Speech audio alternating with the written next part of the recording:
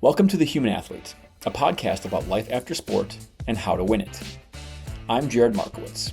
I started this show because I've always been fascinated by what happens after the final whistle, when athletes have to rebuild purpose, discipline, and identity outside of competition. Every episode, you'll hear honest conversations with former athletes who are learning to lead, perform, and live with meaning beyond the game. Because the lessons sport teaches us can help us all live stronger, more intentional lives. My guest today is Keith Wilford. He's a mental health and wellness educator at YSC Academy with over 20 years of experience helping student athletes grow, not just in performance, but as people. He's worked as a coach, counselor, and educator, creating environments where athletes can reflect, develop, and lead with purpose. He's also the founder of the Wilford Movement, working with schools and organizations nationwide to develop mindset, movement, and mentorship. A former All-American lacrosse player at Wilder University, Keith now dedicates his work to helping athletes navigate life with confidence and integrity, both on and off the field. Keith, welcome to the show, man. Appreciate you, brother. Thank you for having me. Great to have you. Just for the audience's sake, I'd love for you to just walk us through your experience with lacrosse. I feel like with your background, and we didn't go into depth in the bio, but there's a number of lacrosse opportunities and things that occurred for you after sport was done. So clearly there's some passion there. I'd love to just hear a little bit your story and share with the audience your story about how lacrosse came about for you and how you got to the collegiate level that you did. So I'm from a small mill town, Downingtown, Pennsylvania, about 30 miles west of Philly. Downingtown is sort of known for, Friday Night Lights, sort of, having fun in the woods, but not a whole lot to do. Yeah. But to get into a little bit of trouble, my parents are from Chester, Pennsylvania, which is probably not one of the best cities. So I think that the idea of going out to Downingtown was probably to give us a better opportunity, a better education. Got it. For someone, a young African-American boy, it definitely presented significant challenges. I was moved from one school to another school. What age was that? Around fourth grade. Okay. And I was incredibly quiet, man. Like I was introverted, didn't say a whole lot. And then, come to find out, after spending a whole bunch of time in remedial classes that I didn't find out till I was about a junior in college that I had a version of dyslexia that didn't allow me to see things the way that other people. I just wasn't a classroom type of kid. Yeah. Which makes sense when you figure that out, but it's hard, man. You're 17 years old in junior in high school, or no, sorry, junior in college, right? So you're talking. Yeah, about it's like 21. Yeah, wow. So it was and obviously like you stand out already as is, and I didn't necessarily see a whole lot of value in being a student. Got it. But I was a good kid. I wasn't a bad kid. I think that at the end of the day, I just never found my way in school. So I found my way obviously in sport. So I played soccer for a long time. No different than a lot of young people start off with soccer. It's just sort of like the easy sport to jump into. No doubt. Played a bunch of years of soccer. Played high level club soccer until I got burnt out. And like many people, sort of follow their siblings. So I have an older brother. He's about 4 years older than me. He introduced me to the sport of lacrosse. And so he and a couple other kids, they started the lacrosse program at Downingtown High School in about 93. Okay. I graduated in 95 from Downingtown High School. And to be honest with you, I put the stick in my hand and I was trash. I was awful.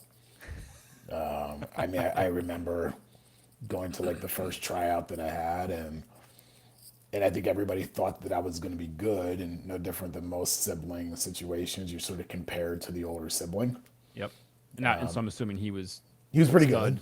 Yeah, he Okay. was good, and I think naturally it was like, this is little Wilford, so he's the brother of Troy, and so he's got to be pretty good. And I think after the first two practices, everybody sort of realized I was a little bit of a fraud. Dropped every pass. And probably after the third or fourth time going to practice, I called up the coach. I was like, I'm done. I'm not doing this anymore. And, he insisted on saying, you need to come and keep coming. And so, Bob Peppelman, who was my high school coach, he encouraged me to come back. I wouldn't say things got better. Sure. I played on the fifth line of JV, and there was not a fifth line. And You and you and you, you and me and I. and we played a local high school, Marple Newtown, again in the sort of Delaware County, Philly area, and I got the award for the best hit, and that was because I got laid out pretty well. As a 5'8", 160-pound sophomore. Soccer player who transitioned to lacrosse. So yeah, I mean, I stayed with it. By my sophomore year, I picked up some things. I had some friends that were playing, and probably no different than a lot of young athletes. They don't realize their potential. They don't realize their what their ceiling can be. So I was doing okay and in playing, and I found out that my peers were practicing on their own. So we came back sophomore year, and they started to elevate themselves a little bit more. Yep. I still played, but I recognized that they were holding a skill that I didn't have, which was just like the ability to understand the game and play the game. And so sophomore year, I took a pretty significant dip and, came back the junior year and started varsity. So I was a JV player freshman and sophomore year, Okay. and started varsity as a junior. And then, Well, hang on. What clicked there? I mean, because like you went from the fifth line to starting on varsity. What clicked between sophomore and junior year of high school?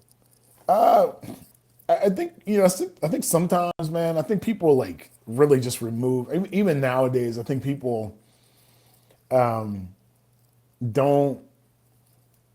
place the value in just someone developing physically, like just the natural part of growth. So I mean, Yeah. I was, during that time, like what they call middle school was junior high then. Sure. So junior high was seventh through ninth grade, Okay. and then high school was 10th through 11th. So I was a ninth grader in junior high, playing lacrosse, and so I think it was just maturation, quite frankly. There wasn't this. I wouldn't say like my mindset changed. I think you just get a little bit taller, a little bit more grown, and you're not the young buck on the field anymore. Yeah. So experience plus Yeah, just natural growth or the growth spurt, right? I mean, like you get some kids that are yeah, one year they're kind of the shorter, chubby, slow kid. Next year they're walking the field, and you're like, who is this guy? sure. Yeah. Yeah, and I think just learning the game, man. I didn't understand a lot, and so I think just knowing it, and by the time I was a junior year, I wouldn't say I was a confident junior. I just think that my ability started to find its way. Got it. I remember playing under the lights game, and I was scared to death. I don't think I knew at that point in time how to go towards what was hard. Mm-hmm. I think it was just very easy to find ways out because the other side of it just felt too scary. Sure. And so we played one of at the time, one of our rivals was a school called Westchester Henderson, and they were phenomenal. They were good. They had a lot of really great players. I'm only 5'10", and like the guy I went against was 6'6", 265. Ended up being recruited to play football at Penn State. So I had my hands full. When you were a defender, a midi? What were you? Yeah, I was a what they call a long stick, sort of a down low defenseman. Mm-hmm. And yeah, so it was a Tough wake up position. call. That was that. Yeah, Tough position. it is, but I always had. I mean, we always talk about like everything that we do from we're little is the foundation. So I always had really good feet from soccer. Okay. So the metaphor of running became like what I did in lacrosse. Got it. And then by the time I became a senior, like I sort of figured it out, like started to have some swagger, like the cleats looked right, the socks looked right, like start to work out a little bit. And that year I was all league, sort of all state, had rivals, like matching up on certain guys. Like I would match up against like first or second best player. So, Sure. it's just sort of natural progression. But yeah, that was sort of my introduction into the sport. Okay. Cool. So then going into college, how did that process go? And what division is Widener? So Widener wasn't actually the first spot. So my first school that I went to was Wesley College in Dover, Delaware. Actually heard of that. Yeah, so Wesley now I think has been bought out by Dell State. So Wesley College, again, going back to like my academic struggles, athletically at that point in time, like the best lacrosse players in Pennsylvania were probably going to places like St. Joe's, Villanova, and Penn State. Okay. In 1995, like Southeastern lacrosse it wasn't anything like it is today. Sure. So at that point in time, like playing Division 3, low level Division 3, like I guess it was acceptable. And plus my academic profile was not, my academic profile was not high enough to be able to go to where I want to go to play. Well, I mean, which makes sense, right? I mean, if you're a version of dyslexic and don't even know it, I can't imagine how difficult that would have to be and go through that whole process, that learning process, not knowing and just feeling like you just can't hang. Yep. And I wasn't ready, dude. Like, I mean, honestly, I wasn't ready. I think it was just one of the things where you do what is, we're conditioned to do these things because it's what's next, as opposed to had I taken a year off or done what a lot of athletes do today, which is, PGing or taking a gap year and then going back even when, their body is a little bit more developed. And so, I went into my freshman year at Wesley College, about 179 pounds, 5'10", 179. Like any freshman, I crushed it socially because I wasn't in the house. I went from like 179 to like 198 in a semester with a 1.5 GPA. Came home, Pop said, "You have another GPA like that? Yeah, you'll be home for a minute." And so, I went back, had my freshman year. I went down there, quit the team just because I didn't align with the initial culture of the team. Okay. Did the coaching staff change over, or was it just literally like you realize where I am culturally and where you guys are isn't? Yeah, I mean, look, for anybody, it's a big lacrosse person. What I will say is that lacrosse. The one thing about the sport of lacrosse is that it is one big brotherhood. Like, you play in a lacrosse game, you have a lacrosse stick. If someone plays lacrosse, you're most likely going to be talking about lacrosse. And when a lot of times when you're in the retired space, whether or not you play Division 1 and you're on ESPN, or whether or not you played low level Division 3, we're all in the same like retirement space. Like we all go to a place called Lake Placid every summer, and we play, and we all talk about how our bodies hurt. Like the pro game is what it is, but like at the end of the day, we all like really relic in the time that we had playing. Yeah. And so, I went down there, and truth be told, I just wasn't really into the lacrosse, like drinking and sort of the culture that came with college sport. Yeah. So it's like I want to play the sport for the love of the sport, but all the things that come with it, socially, essentially, didn't align. Yeah, and truth be told, like I also think that there is something about being a young man and not wanting to be rejected by the team.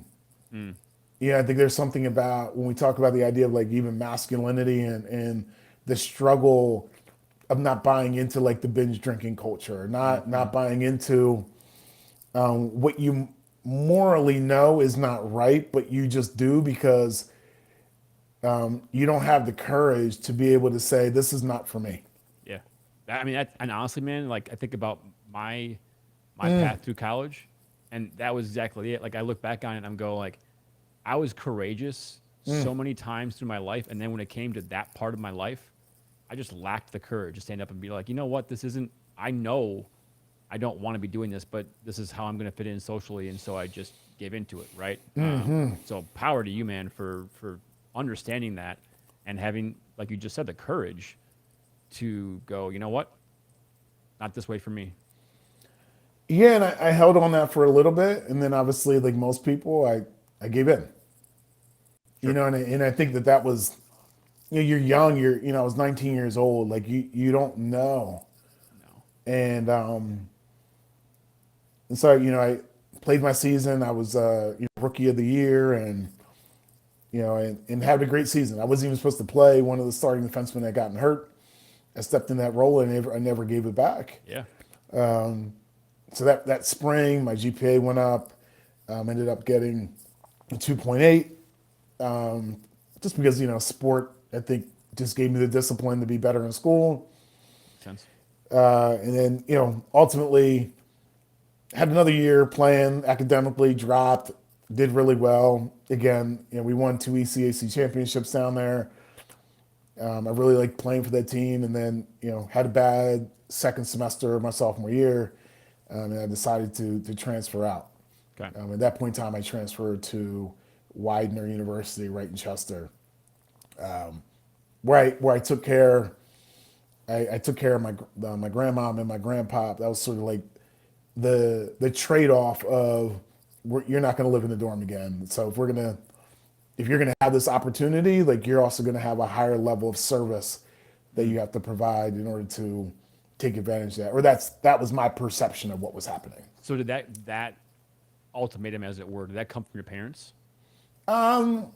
It's funny. I think with parents, sometimes they say certain things that feels like an ultimatum, but I think every parent has the ability to sort of turn language around to be able to say, like, you still have the opportunity, but this is what you're gonna have to do. And Yeah. and to their credit, when you're 20 years old, you have no context for how much it costs to go to college. You have no idea the investment. You don't realize, okay, by missing a class, it's about $300 to $500 a class. Yes. Like, you have no idea what is actually being sacrificed. And so, I went to Widener, and it was a very different style of play. It was the coach. I wasn't a fan of him. First practice, I was making a play, and it wasn't the play he was looking for. And he said, "Wilford," because my last name, the syllables of my last name were so strong, so bold. After that first practice, talked to my dad. I was like, "I can't play for this dude." And he was like, "You want to play?" I said, "Yeah." He said, "I guess you're playing for him." And so, 2 years, in the 4 years of playing, I didn't lose a lot of games. I won a ton. I started every game. I was the captain for my junior and my senior year, like a captain of a team that I didn't even know yet. Was the strongest kid in the gym. 425 on the bench. Over 5 on the squat, like 50 dips. Like I could just rip it, man. Like it was, Yeah. I was off the chain in the gym. And all conference player, first team all conference my first year there, first team all conference second year, defensive player of the year my senior year. It was ultimately named to the all century team about 5-6 years after my career was done there. And yeah, and then was named the first All-American at Widener. Was named to the North-South game, which is the top 30 players in your division. Okay.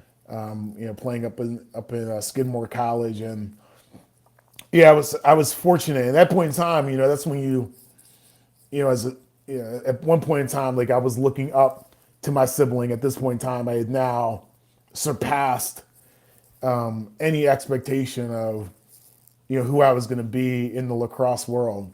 Yeah. And then then you find your value, and then I think at that point in time, honestly, was where I had so much affirmation, so much validation from my athletic prowess and like Yeah. what I had accomplished over that time, that it definitely it's how I showed up in the world. Okay. Now, when you say that, it sounds to me like you're saying that was kind of a negative. Like showing up in the world. Yeah. Um, Or no? I mean, I think reflectively looking back at it 20 plus years later, I definitely would look at it as something that would have been challenging. Okay. And obviously in the work now, like, because, and you know this, like being in the gym, you know, you put that extra 45 pound on the bar. I don't know. I don't know any young person that doesn't give that one look up to see if someone sees it. Right. Right. And if you lift it, man, the sensation that you get back, the feeling that you get back, Yep. the immediate, you don't even have to do anything left in the gym.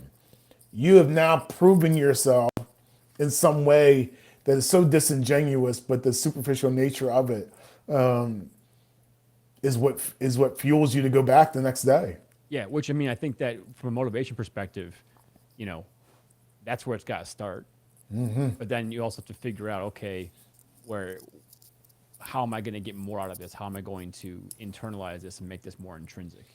No doubt. Yeah. No doubt. Yeah. And I give myself grace. I mean, I was 22 years old, 21 years old. Absolutely. You know what I mean? You weren't even a full-grown human being from a brain perspective, right? I No. mean, so yeah, I was just curious because the way you made it sound, and I think also probably because of your 20 plus years of experience now, working with young athletes, mentoring them, and teaching them leadership, and I feel like in a lot of ways when it comes to coaching, you're oftentimes teaching from a perspective of, hey, I screwed up this way. I want you to not screw up in the same way that I did. I want to give you these lessons so that you don't make the same mistakes I did.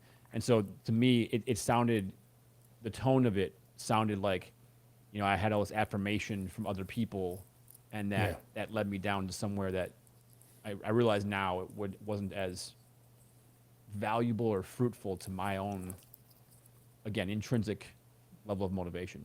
Yeah, no doubt. No doubt. Yeah. So then college ends and you're a beast in the gym. I want to talk through just a little bit of your experience with your next sport. So, yeah, when I finished playing in college, like obviously I jumped right into probably I didn't jump right into like the workforce. I had a couple tryouts with the professional team around here, the Philadelphia Wings. Okay. And then I also, at that point in time, I tried out with the arena football team, the Philadelphia Soul, too. Okay. At that point in time, I really did commit to, like, what could I do with this? Yeah. Like I'm in peak physical condition. How do I maximize this? And like a lot of athletes, right? I mean, I think that's what's to me really interesting about sport is you realize at some point along the way, and for you, it sounds like it was just that post-college situation where you're going, I'm not going to have access to this the rest of my life. I've got to try and figure out what I can do with this while I have this opportunity. Absolutely. Yeah. Yeah, and I think that was like the, and in all honesty, like you at the Division III level, I was really really good, and then you put yourself on the pro platform, man. It's a reality check. Sure. Number of steps up. Yeah, and me, like many, like you find ways in which you can justify not making a team. Sure. For whatever reason, like you can, I know in the Midwest you all have a lot of storms, and that whole metaphor of the cattle and the buffalo. Well, I was definitely cattle in a lot of cases. Sure. And I think it was always hard because once something feels like you have mastered it and you become good at it, you sort of have to reinvent the buffalo every damn time. Yeah. And every time you step into a new situation. Yeah, and I think that my nature has always been one of, if I'm not good at it right away, am I going to be the buffalo? Am I going to go towards what is hard, or am I going to find a way out? Sure.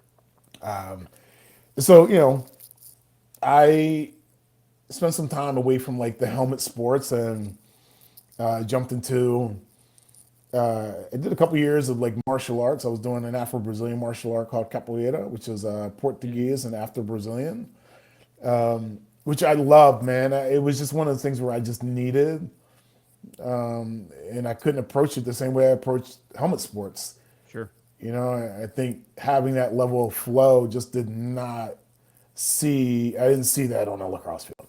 I don't understand the sport, but I've seen it in action. It is beautiful to watch. Yep. It's stunning, and it offered something that I don't think I ever had. And so, but Which was? I think it allowed me to. So people that capoeiristas no different than yogis. Capoeiristas, you can see them from a mile away. They walk a certain kind of way. They talk a certain kind of way, and they talk about the idea that capoeira is a lot like fire. That the closer you get to it, it actually can scare you. Because in capoeira you don't talk. You're moving. So it's conversation through movement. It is taking risks, taking chances, and in capoeira the format in which you are performing the art is called a roda. So the roda is where you actually play capoeira, and to be honest with you, they play capoeira sometimes for 3 days straight. Wow. A lot of my training sessions, it would be from, like if you go to like a typical class right now, a CrossFit class, it's like this class is from 6 to 6:50. Yeah. Yep. Hour. Get out. Capoeira is like we're here from 11 to 7. Wow. But the art of playing capoeira is that you're playing. It's not designed to hurt. So that's super cool. Yeah, it was amazing. It hit a discomfort button that I just didn't know, because it having traps and having biceps didn't matter. Yeah.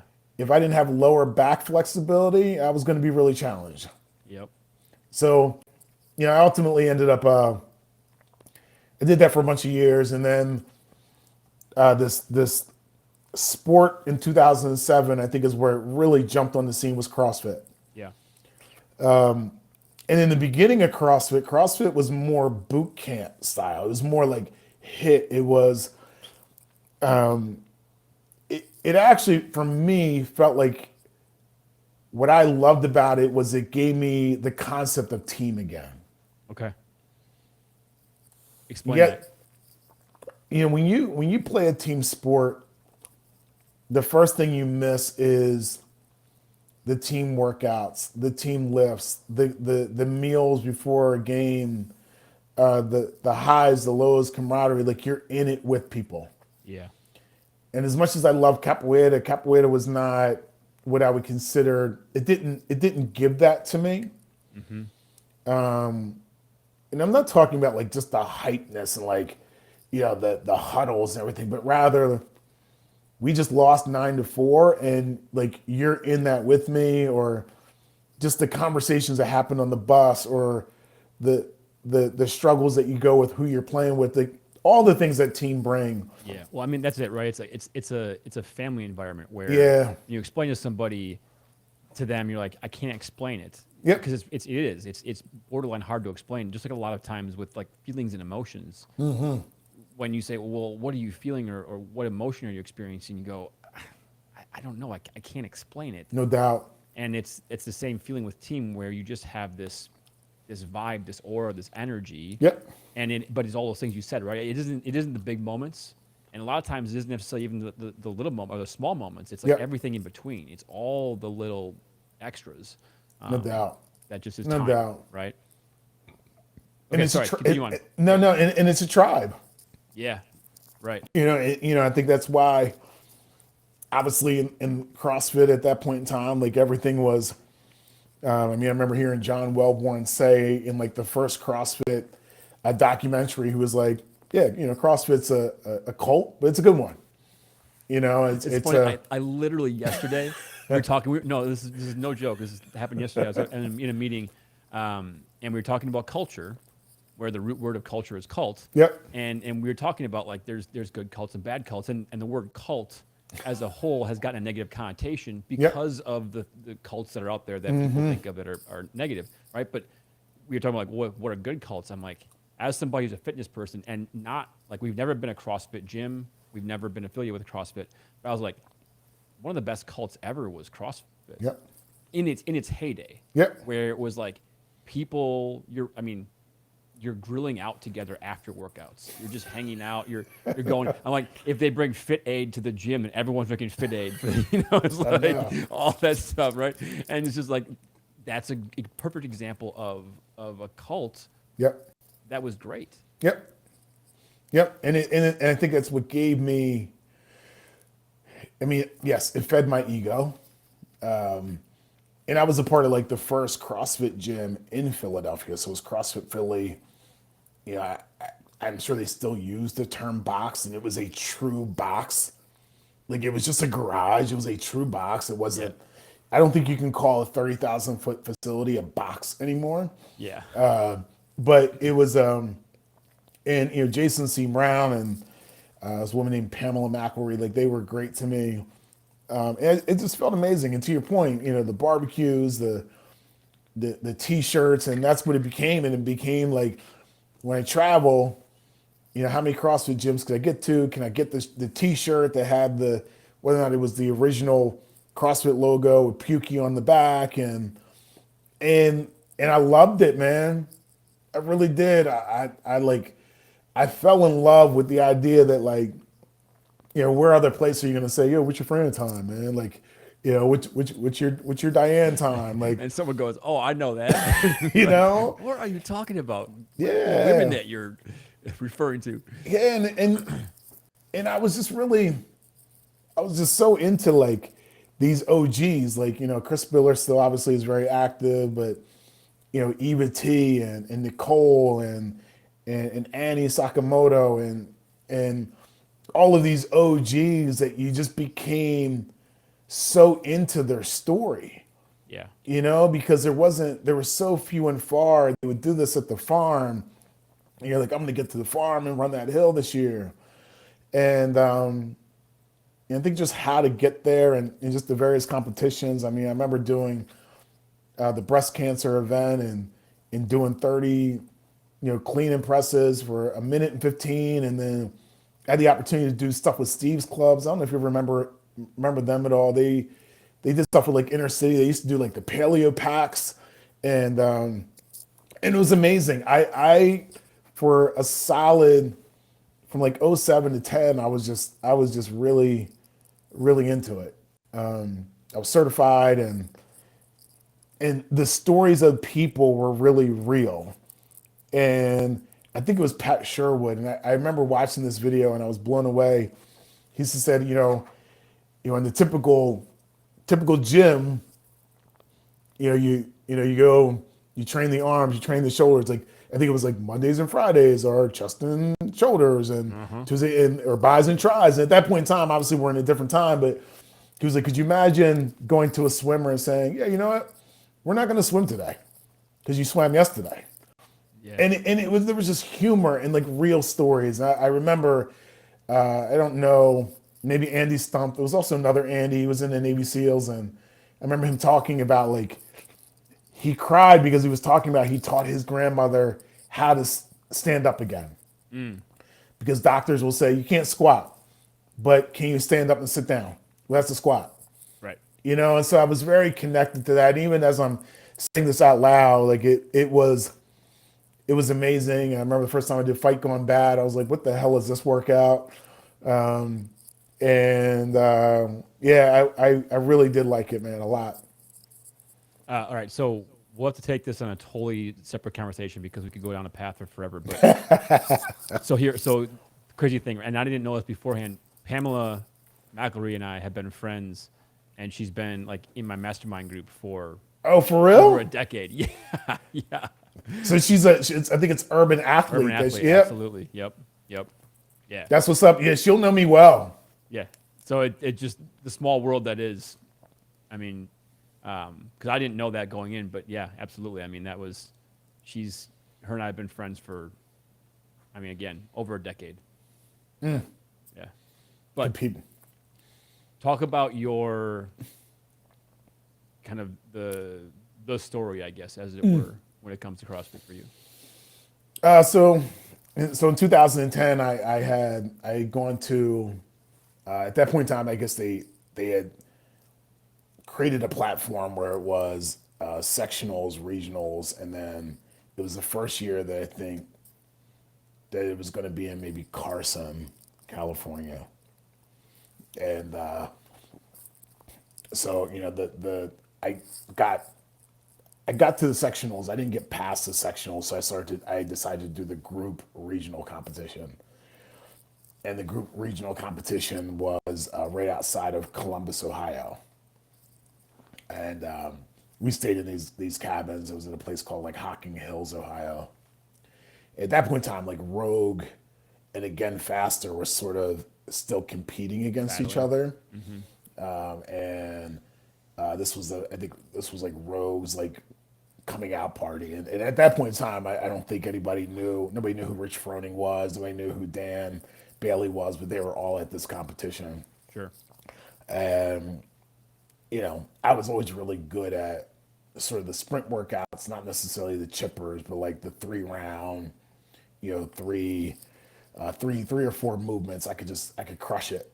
Yeah. I think it just brought me back to like football and lacrosse. Sure. Yeah. So at that point in time, CrossFit was just jumping into even like the supplement space. Sure. So, you know, prior to that workout, you know, obviously there's a natural level of anxiety and nervousness going into it. And so I had gone to like the table. There was a company called At Large, and, you know, I ended up taking basically what would be the semblance of some version of a pre-workout. Sure. And so the workout this was also the year where like the standards, like standing up at the burpee, like on the box jump, like you can just jump up and jump down. Yeah. Started to create some real sensitive things. I mean, because they realize, right, they're building something into a movement of competition that had to have standards. Yeah. So I think it was 3 or 4 rounds. It was like 10 chest to bar pull-ups,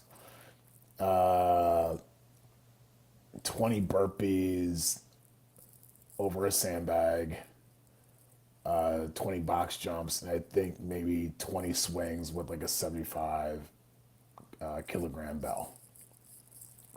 And it was about halfway through the second round, then, you know, I had gotten sort of like a very sharp pain to my chest, and I collapsed.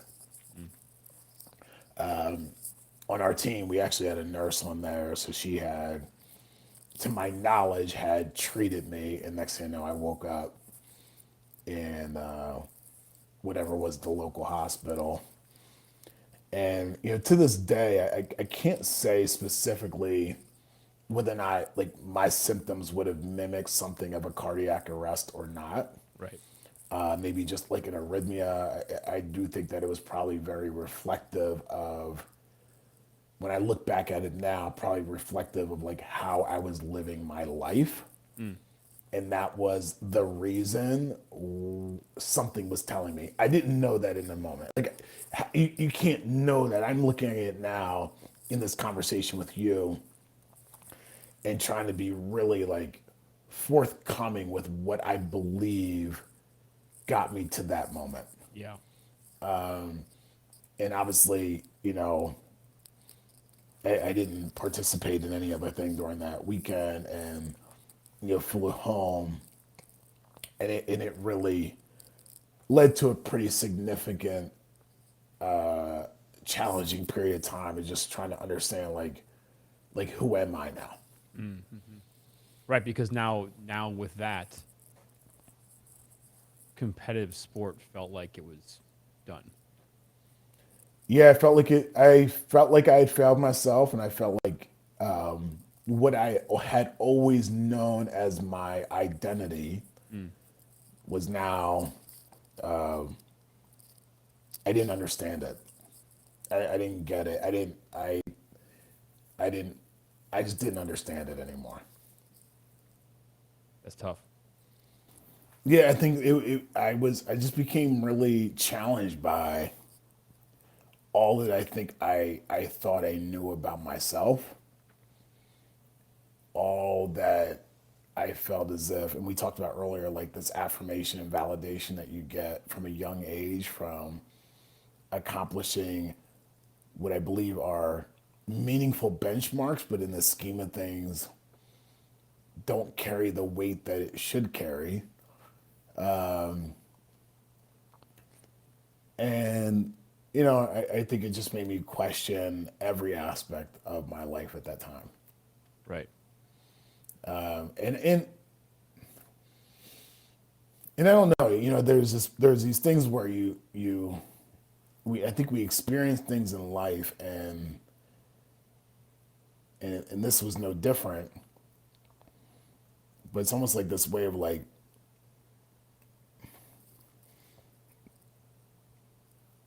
there was a part of me that was still like the little kid that didn't know how to learn in elementary school. Like I immediately reverted right back to that. Interesting. In what way? So now you're are you bedridden? I mean, like from this event, are you? Nah.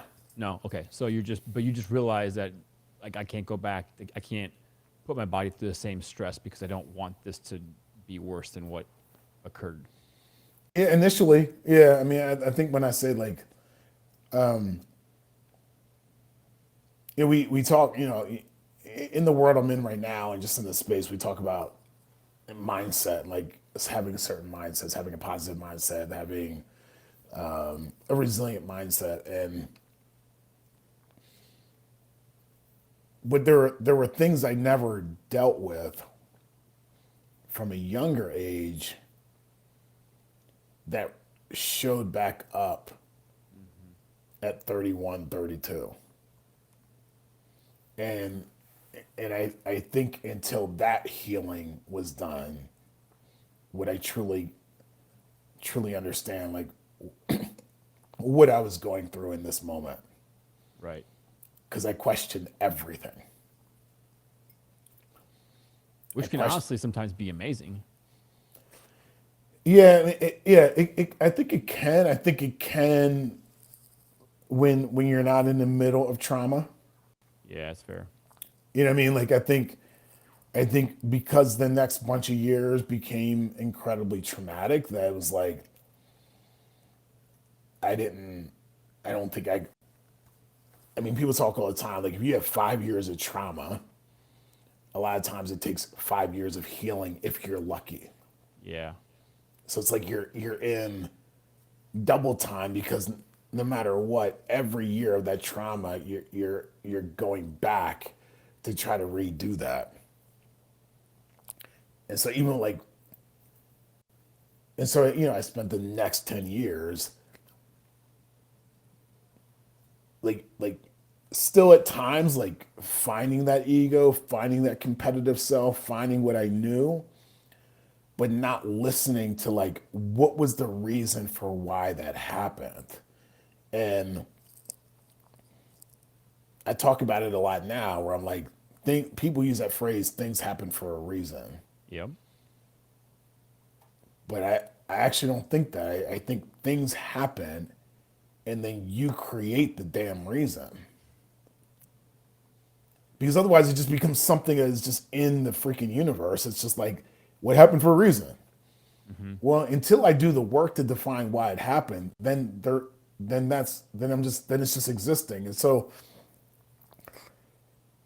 I did not do that right away. Trust me, it has been a 16-year work of speaking about it, being Mm-hmm. cathartic about it, being freaking honest about it. Oh man, talk about difficult things to do, right? Damn straight, dude. Like, and I think that was my biggest thing was how much of my life, and I think this is probably hard for just a lot of men is just the idea of like, if being honest, it doesn't reveal a level of weakness. And when you show up strong in the gym, you show up strong in this athletic prowess, or you can show up strong in whatever, however you define being masculine. It's like,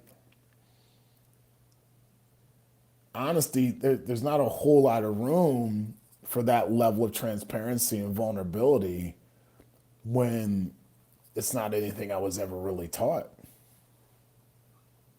Yeah.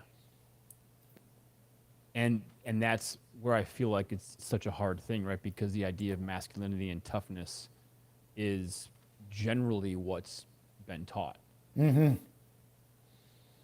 And it's what we see too, you know? Like you see Rich Froning doing a 375 freaking squat snatch, and you're like, oh, what, that dude he's an ox. mm-hmm. And because that is affirmed, and I think about all the things that we've gone to, the things that were celebrated from that level of athletic prowess, like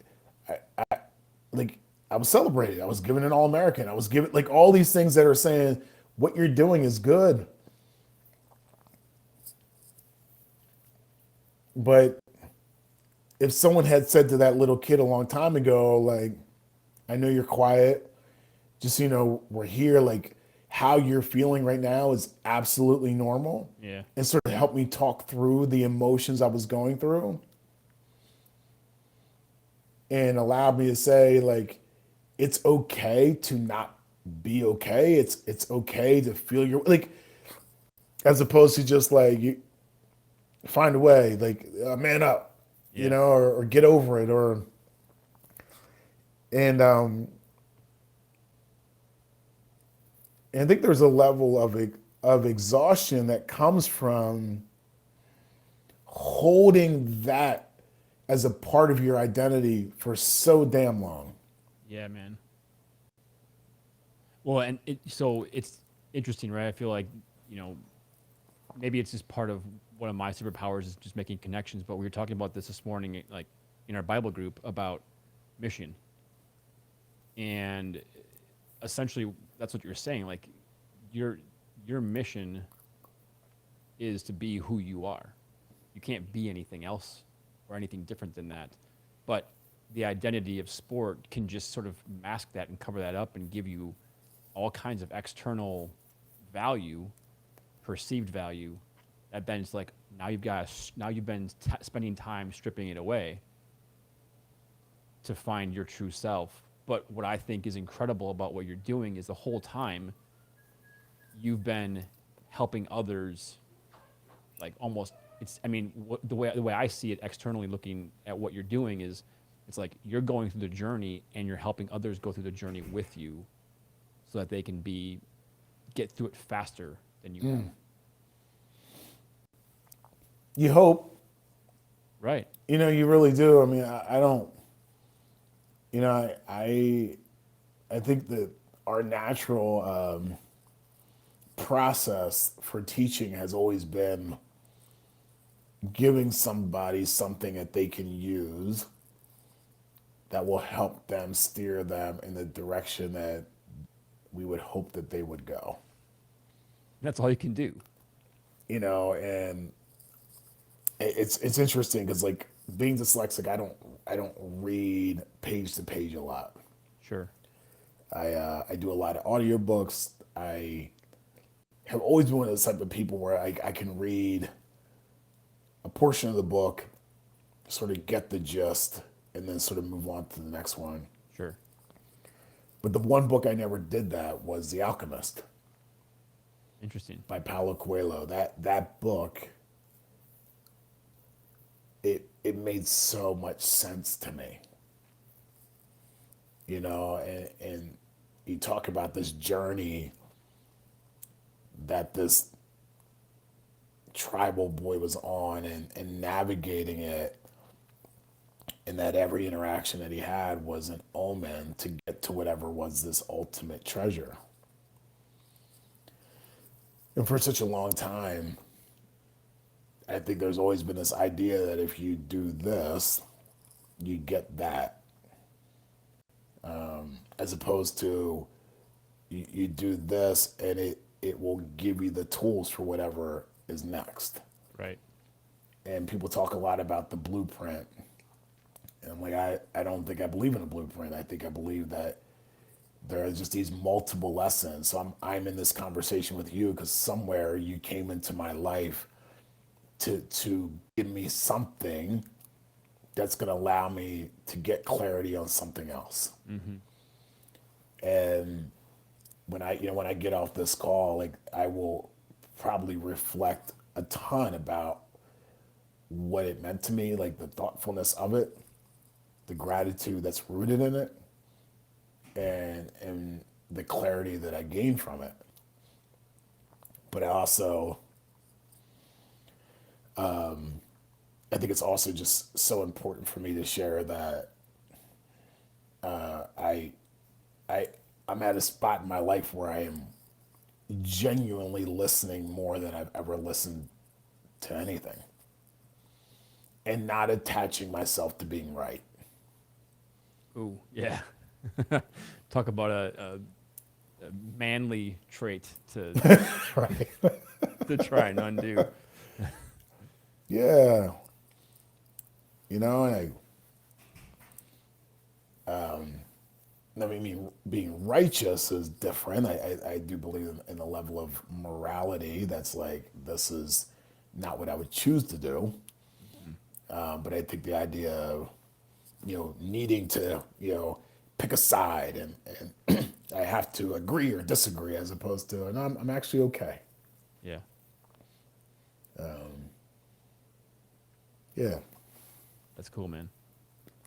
And so now with what you're doing, and you've, I don't want to say transition because I don't think that's fair. I feel like there was a lot of things that you were doing, all the lessons that you learned are now being applied. But with what you're doing now, how are you communicating this to young athletes and young individuals? Because, and I could be wrong, but the way I perceive it with the YSC Academy, these are young boys. These are kids who are middle school age to high school age. Is that about right? Yep. Okay. Super, super important formative years for a boy into young man. Like, how are you translating these messages that essentially in a lot of ways you're learning just now yourself?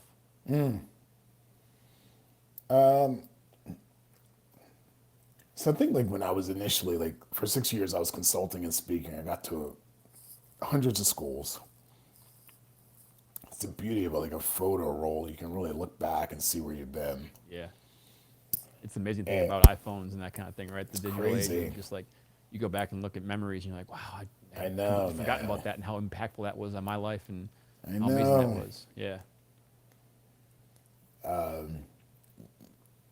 My transformation in this work, because I'm not going to say necessarily transition, but I think my transformation in this work went from max adrenaline, high emotion, high execution, has transformed into curiosity, emotional intelligence, and mindfulness. And because I truly believe that whether or not it's COVID, whether or not it's the digital age, whether or not it's the amount of resources without having the skill of being resourceful, that when speaking to a group, the idea that what we are saying is not necessarily being received with the intention by which we are hoping that it's being received, then there's so much content, there's so much information, even in this space, the podcast space. Like you put athlete in there, and 50,000 podcasts are going to come up. Like, how do you choose what you want to listen to?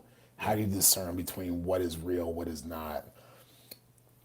And so the best way for me to show up for young people, whether it's at YSC or working at Brown, or I'm heading down to Georgetown Prep, or even coming to this conference in June, is I want people to find the incredible depth of real connection. And so if you have a journal and I have a journal, and I'm literally talking to you and I'm like, what has come up for you in the last 2 months? And to some extent, there are no parameters, there are no rules, there are no expectations. Yeah. The only floor expectation is I can't say anything until you are fully finished speaking. And because this idea of like truly, truly learning only comes from the ability for that person to really grasp what it is that you're teaching. And so this idea that like we deliver so much content and we expect somebody's going to walk away with something, but it's like, who is that about? Is that about you who's delivering the content, or is that about the person that is receiving the content? And I think where that transformation for me was, I would walk away from giving talks and people would be like, oh my God, that was amazing. I'm juiced. I'm like this. Well, what did you hear? Yeah. I don't know. But I'm like, well, all I did was shock the RPMs and your heart rate, but I didn't provide you an opportunity to listen to what I was saying. And so I do think that like the work that I'm doing now, I could sit here and name this topic, this topic, this topic. I don't necessarily think it's about what I'm doing, but I think the process in which I'm transforming like real physical mindful, because what I've learned is that like our mouths can lie all day. We can agree, we can acknowledge, we can yeah. But our bodies don't lie. Like our bodies, that's the root of mindfulness. Like our bodies will tell us everything. Mm-hmm. And so I think as I'm saying this out loud, I think what I am enjoying about the work now is that it really gives me the permission to actively listen to where people are. If you go up to a PowerPoint or you have 5 different points that you want to talk about a topic, what is the likeliness that those 5 points are going to hit the majority of your audience, as opposed to what has come up for you in the last 2 months? You have no idea if someone's parent had passed away. You have no idea if they just had a heart issue. You have no idea if their son just graduated. Mm-hmm. But most people show up in a room with whatever is the most recent heavy experience that they've had. I mean, I can't argue with that one bit. You know what I mean? And I think that like, if you give everybody the opportunity to start at 0, they will work their way up to whatever number matches where they are. And I just think that if we start teaching at 6, we have not given the opportunity for those at 0 to even catch up. Yeah. Well, and then at that point too, you lose those individuals. Yep. And I mean, this is the reason why I love the stage also, is because I look at a stage as an opportunity to just make that much more of an impact. Yep. There's just so many more eyeballs on me. But it's my responsibility also on stage to recognize that it's not about me up there. Mm. It's about everyone I'm talking to. And that's a lesson that I learned early on. And I feel like I find it interesting because I've been on a variety of stages and in realms that aren't necessarily fitness related, where I've had people come up to me afterwards and be like, I've seen so many people speak and people don't connect with the audience like you do. And I'm just like, I'm flabbergasted, because I'm looking at it going, this for me is like rule number 1. Sure. Because if that, I mean, I guess to me, and it sounds like to you too, it's like the people who understand what the stage is for, that's the point. Yep. that's the point. The point isn't to go out there and boast and brag about what you've done or what you know. It's to find a way to have somebody be like, thank you for that. Yeah. I'm going to do something with this now. Yeah. There's no better reward as somebody who speaks when that happens. You're like, man, I'm getting goosebumps right now just saying that, Yep, right? Like, yep. that's what I want. Absolutely. Absolutely. Awesome, man. I mean, we could talk about things like this forever, but also we have an event that we're both going to be on stage at in Madison, the Shift Summit, put on by our friend Brian Hemming, and it's June 11th in Madison. And so, along with information about how to connect with you, because to me that's a part of this purpose, like why the Human Athlete, why this podcast, is that I feel as though there's a way for us to reinvent. It's not going to be the same, but this idea of team that comes from sport. There's some other way to create the different version of this that comes when sport is finished with this community. And so part of this for me is to make sure that people know that, you know, every podcast, yeah, go find me on this Instagram and this social media channel and blah, blah, blah, blah. But like, it's not necessarily about people going and liking and following you. I mean, I guess maybe you care about that, but you probably don't really care that much about that. Not at all. Not at all. It's more about like someone coming to you and being like, hey, I heard your story and this is my story. And I feel like there's a connection here. I want to reach out, because I feel like same for me. It's like, if I hear that, I want to help that person. And so we'll have the information about the Shift Summit, but also I want to know if someone does hear this, see this, and goes, I want to connect with Keith. I feel like, you know, he can help me or we can help each other or whatever. What's the best way for them to do that? I think the best thing is probably LinkedIn. That's the thing I probably look at the most. Okay. In all honesty, like, I think I took Instagram away probably about a month ago, and it's been the best thing ever. I had an interview with, his name is Jesse Tupac, but he was I know, right? He's a former volleyball player, 5'10", white, but could touch 11.5 in his day before he had an injury, right? His last interview before our interview today, and he injured himself right when he was about to start Division I volleyball.